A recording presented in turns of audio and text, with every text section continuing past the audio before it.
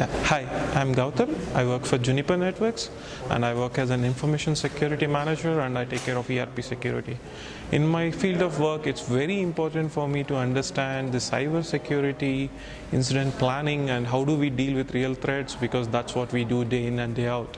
So this course, when I was coming in, I was expecting to get an overview of how the cybersecurity best practices are, how the planning would happen, and what are the tools and technology out there that we can use.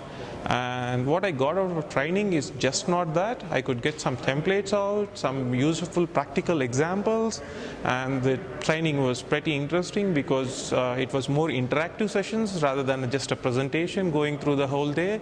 So I could learn a lot from the practical exercises, and the level of knowledge collectively in the room was huge. So it's just not the trainer profile, but the trainees out there, the kind of different people that have come from banking industry, from network industry, from manufacturing industry.